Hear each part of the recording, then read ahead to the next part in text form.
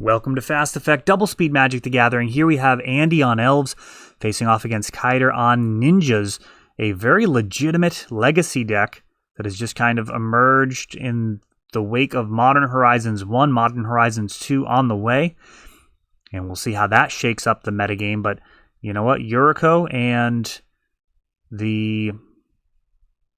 drawing a blank on the gold ninja's name, but for a black and a blue, getting all of your ninjas to have that Ninja of the Deep Hours ability significantly stronger. And now we have Ornithopter turning into a Yuriko. Going to have this reverse Dark Confidant situation, so no damage to Andy, but Kiter does draw a card without drawing a card. Very Bruce Lee of him. Now, this first turn, Allosaurus Shepherd, also an incredibly important printing for Elves. We've got a Green Sun Zenith, a turn too late, Dryad Arbor coming out. You really want that turn 1 Dryad Arbor or Mana Dork, something like a Llanowar Elf, Elvish Mystic, Finhorn Elf, whatever it takes, just something so you can actually accelerate your game plan. And here, Andy kind of getting caught a little awkwardly. We have a Ponder first for Kiter. Setting up perhaps some significant damage. Putting a Force of Will on top really gives the attack step some extra teeth.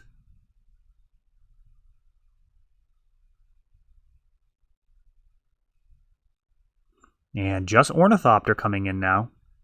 And it's like Watcher of Tomorrow or something along those lines. You can let me know in the comments. I think that's pretty close. Oh, look at that. So Ponder didn't find anything to keep on there. Instead, we've got Yuriko and an extra card. Double Ornithopter.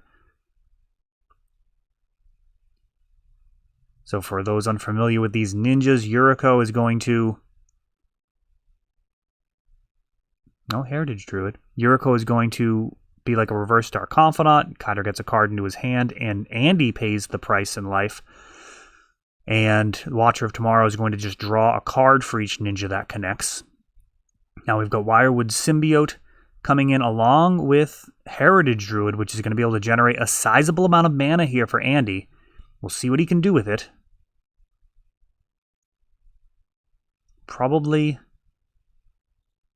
gonna need a bit more support to actually win the game on the spot. Now he's got 4 mana, perhaps considering a natural order, which would, at this point, only hit for 10 with the Crater Hoof. Not really ideal. Some builds are running Archon of Valor's Reach, which would give some ability to shut Kiter down. And we're just gonna see what Andy has for his quote-unquote tinker target. It's going to be Hoof. But, yeah, just not that much damage. Just 9 coming in. Unless Andy has another natural order in hand, this is not really overwhelming. There is Trample. Kiter's actually going to soak up a little bit of the damage, leaving himself with plenty of life to work with. Don't know if I love that. We'll see how this plays out for him. Only 1 current blocker. However, Wirewood Symbiote can easily return an elf to untap. Brainstorm can put that Force of Will on top, which is probably the only use of Force of Will here. This Allosaurus Shepherd is going to make sure all of Andy's spells uncounterable. Usually you're pretty happy to have Force of Will. In this instance, you're really only happy to have it go into your hand with Yuriko dishing out the extra damage. Kiter's got quite the squad together. He can survive the current board, no problem, but things could go wrong very quickly.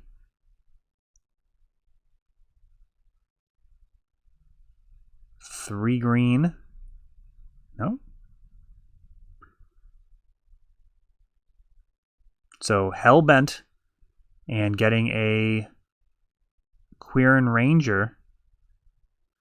Andy considering whether or not he wants to swing.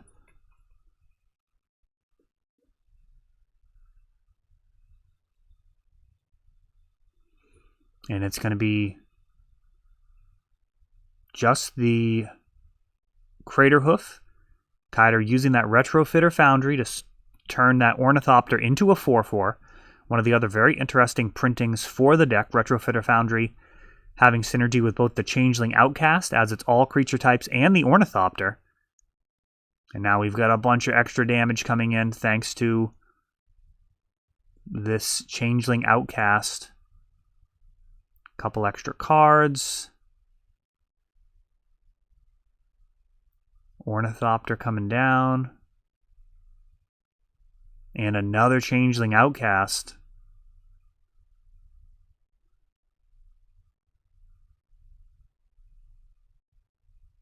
And this feels pretty bad.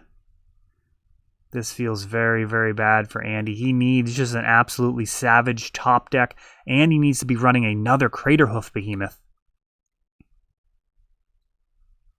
Gaia's Cradle could do a bit of work, but there's so many potential blockers. So Allosaurus Shepherd is an incredibly strong finisher, though not necessarily a breakthrough card. It's kind of difficult to talk about it precisely. So one of the great things about Natural Order for Craterhoof is it gets your trample damage in, whereas the Allosaurus Shepherd just makes everything a 5/5. So in a situation like this where there's a lethal crackback available, it's really a problem. There's a Cradle off the top. I mean, that certainly turbocharges the situation. Everything's turning sideways, 25 damage incoming, but not with trample. So just 4 of these need to be blocked, and that is not going to be a difficult task. It's just going to be a question of what's left standing after.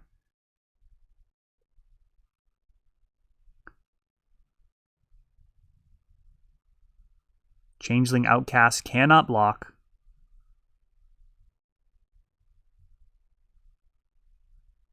So there's your potential 4 blockers. Can also use this Retrofitter Foundry to make another body, or to just upgrade the Outcast or a Thopter. Let's see how Kiter plays it. Cradle, certainly the most interesting draw. Andy with the hot beverage casually floating above his Gaia's Cradle and friends, hopefully not foreshadowing. Don't want that to be a Chekhov gun situation. Another 4/4. Down to 2.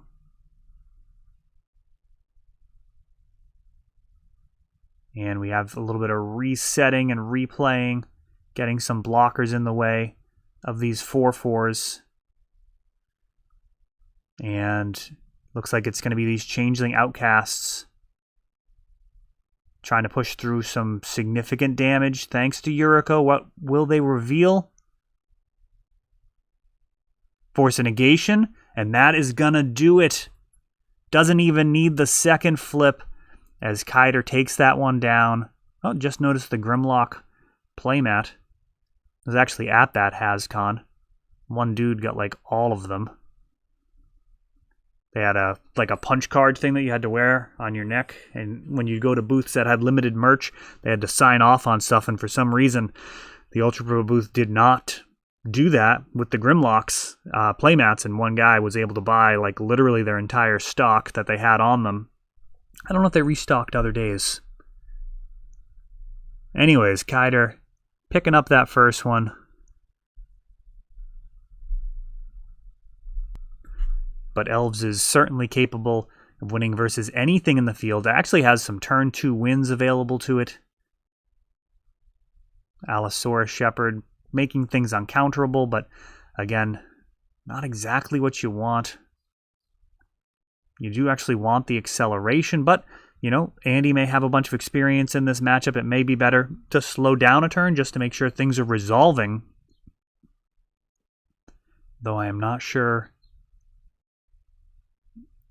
I mean, It's tough to say. Like blanking that Force of Will on your first Green Sun Zenith. There's something to be said for that. But if it resolves, you're just so much faster. And then there's the removal that's in the equation. Let's not forget about that. If your opponent does have removal, and we see another Allosaurus Shepherd, a Crater Hoof, which does not belong there. Not going to be much to be done there except for get to enough mana to cast it. Green Sun Zenith is taken. And that's got to be correct here. Yeah, the prevalence of removal, things like Fatal Push in this matchup. Other matchups, you might see Lightning Bolt Swords to Plowshares. God forbid, Plague Engineer. That could certainly be in Kaider's 75. And looks like some 1/1s thinking about turning sideways. Yeah, just Ornithopter, the only block available. The Changeling Outcast not even able to trade if it wanted to. Can't block or be blocked. And Yuriko alone. Not sure why that Changeling Outcast didn't attack. Yeah, can't think of a reason why. Certainly not going to be blocking. Andy's hellbent here, just playing it all off the top, turning everything sideways. And Ornithopter's happy to block and have some damage trickle in.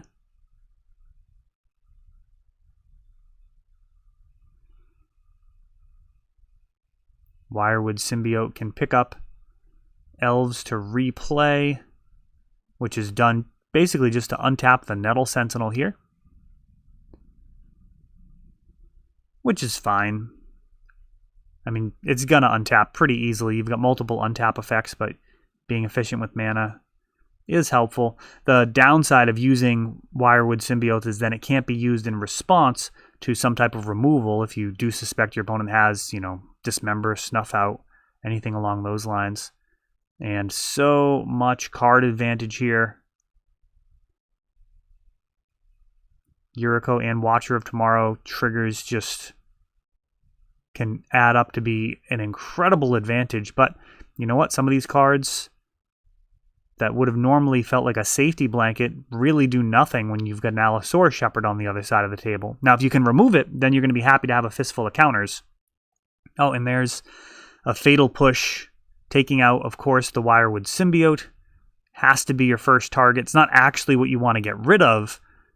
What you really want off the board are those Allosaurus Shepherds. But that said, you got to go a step at a time and just make sure that your next piece of removal could actually connect. Oh, wow. I have not seen people running that. That is the blue Changeling for 1 blue. Let me know the name of that one in the comments. I have Glimmer Point in my head, but I haven't seen that card since like Lorwyn Limited. Card might actually be from Morning Tide.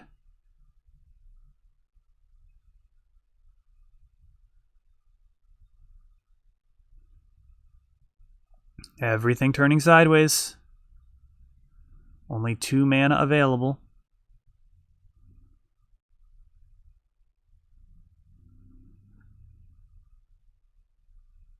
Boy, I don't know about this attack. Abrupt Decay takes out the Yuriko. Interesting. I don't know if that was before blocks or not. A lot of different ways you could do that. I would have had to have noted the life totals more accurately.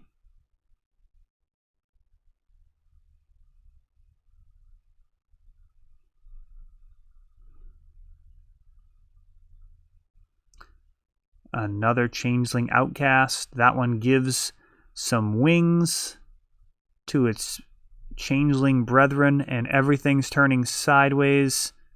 What do we got? Ninjutsu.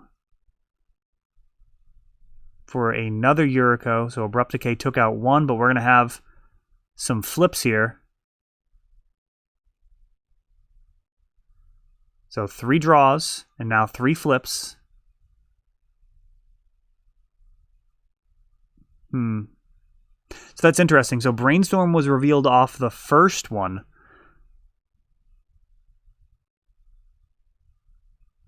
And that's actually going to be enough. So when you've got the 3 triggers like that, you can actually respond to each trigger. And that would have been a possibility there. Revealing that first Brainstorm could have actually brainstormed and ensured it. However, it was actually enough with that Baleful Strix as Kaider takes it down, showcasing the power of the ninja. That is all for this one, but don't worry, there is a lot more. You can check out our older videos, and we're always putting out new videos from ELD's Time Vault games in Bellingham, Massachusetts. If you want to help the channel, of course, you can like, subscribe, share, tap that notification bell so you can know the next time our new videos come out. Thanks for watching.